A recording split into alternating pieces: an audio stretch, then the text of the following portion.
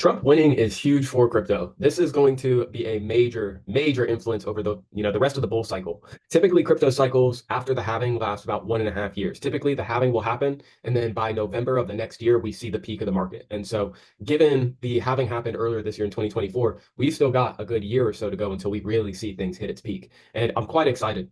Under Biden's presidency, Biden does not like crypto. If you look at when Biden was born, Biden's born year of the horse.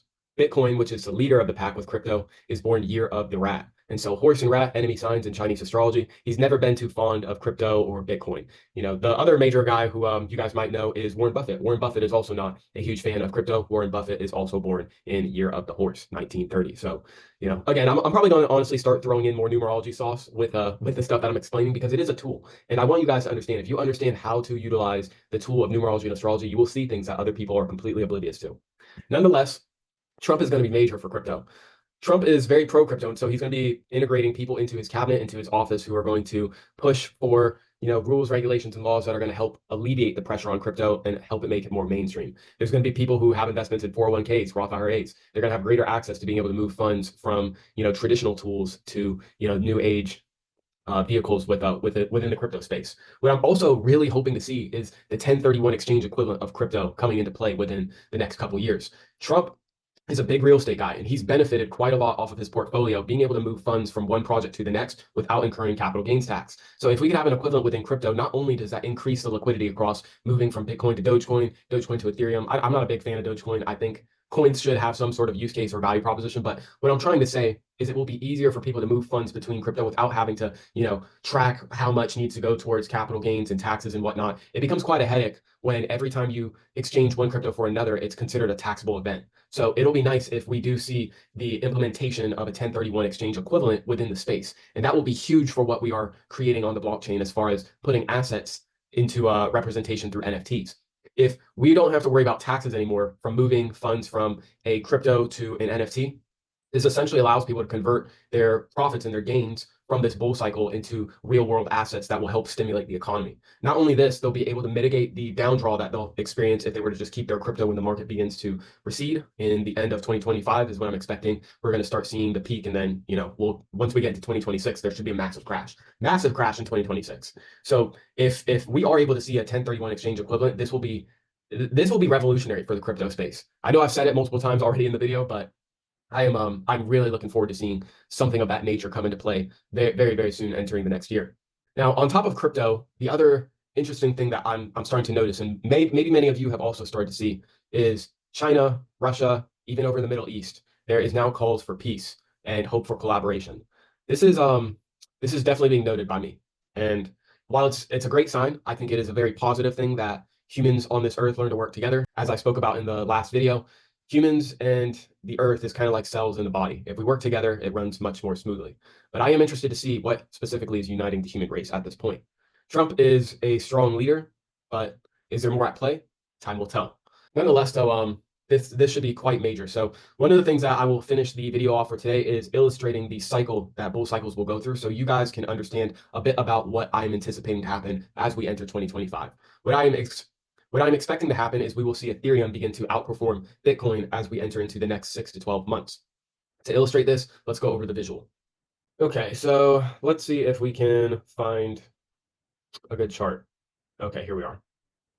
So when it comes to crypto, Bitcoin leads the pack, given it was the very first to really start to gain traction. It may have even been the first created, because like I said, it's 2008, I believe it was.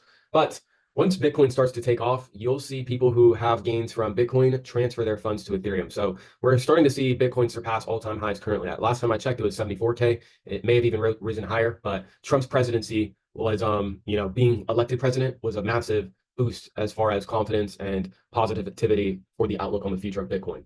So, I'm expecting when we see Bitcoin start to peak again from the next push that it's having right now, we're going to start seeing some of those funds transfer into Ethereum. Ethereum still has not surpassed all-time highs to my knowledge. And so what we would expect is, from the illustration, the money is going to flow strategically as investors who have witnessed these phases in the past understand how to move with them into the future. Currently, we are in the Bitcoin phase. In 2024, Bitcoin has outperformed many of the other cryptos, and like I said, it has led the pack. Going into next year, I'm expecting Ethereum will be picking up quite a bit. And Ethereum has a massive use case because it is a system that you can build automated systems and services on. So that is what we're doing. That's why we've chosen it for being our platform for creating the fund distributing contract, which this contract, if you are a truck owner, for example, let's say you have 10 trucks in a fleet and your business is doing pretty good, you're wanting to expand. You might want to buy 2 trucks and you could use your own money to buy them, but leverage comes from applying other people's money to be able to expand. So you could go and buy those 2 trucks, but to be able to recoup your investment, what you could do is you could launch an NFT project. Let's say there's only 6 tokens that are available for mint, each being 33K each. I know that's a lot, but given the technology we're building, we're specifically targeting people who have a lot of money on chain. And so 6 NFTs, 33K, that raises 200K, which would be about the cost of 2 mid to high end trucks. Once you sell out the NFTs, you're able to recoup your investment, and the trucks that you had already purchased are now increasing the cash flow that your business brings in.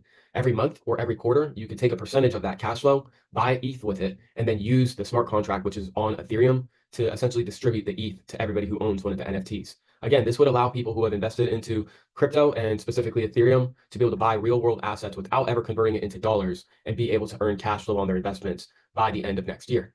The other cool thing that we're building is going to be the loan collateral contract, which will allow people to list NFTs that have fund distributing mechanisms onto the platform, and it will be used as collateral for loans. So let's say somebody who had one of those 33K NFTs, they've already received a few payouts, but they want to recoup their investment. So let's say they're earning, we'll say 12% per year on the 33K.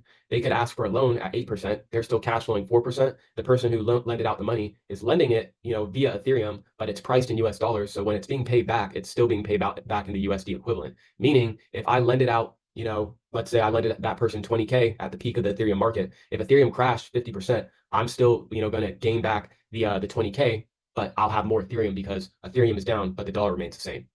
So we'll be using this platform for pretty much as many NFTs as possible. The goal is to get as many assets put on chain as possible by the end of next year. So that way we can maximize how many people are able to take advantage of the opportunities that we're going to be creating with the technology and the code that we're building.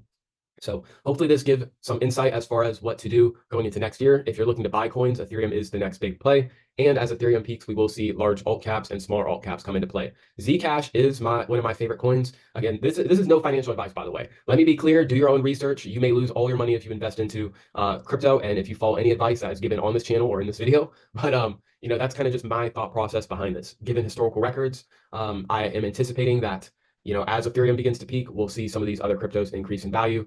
And Zcash is one of my favorites because it allows for zero knowledge transactions, which is essentially given that, Bitcoin and Ethereum transactions is all public. If I know your wallet or if I know the contract that you're interacting with, I can see how much money you have. I can see what you're sending. I can see where it's going. I can see everything that, big companies, big corporations, and private individuals probably wouldn't want out in the public. So Zcash offers a nice alternative, having the liquidity of some of these more prominent coins, but having the information of who the sender is and how much is being sent shielded from the public to allow for more privacy within transactions. So this will be a very interesting turn of events as far as well, I wouldn't say turn of events. I was pretty confident in Trump winning, and now that he has been elected, I'm very optimistic for the future, both within the future of America and the future with crypto. So we'll see how things go going into next year. So with the knowledge went over this video, hopefully you guys have a better understanding as to why the Trump presidency is very beneficial for the crypto market, as well as what we can anticipate going into 2025, expecting certain coins to begin outperforming and ultimately building towards the the vehicles that we are creating on the blockchain, which will create quite a bit of value for people who have invested up until now. So if you guys found value in this video, make sure to drop a like, drop in the comments what you liked the most as far as the knowledge that I went over. And with that being said, I will see you guys on the next video. Peace.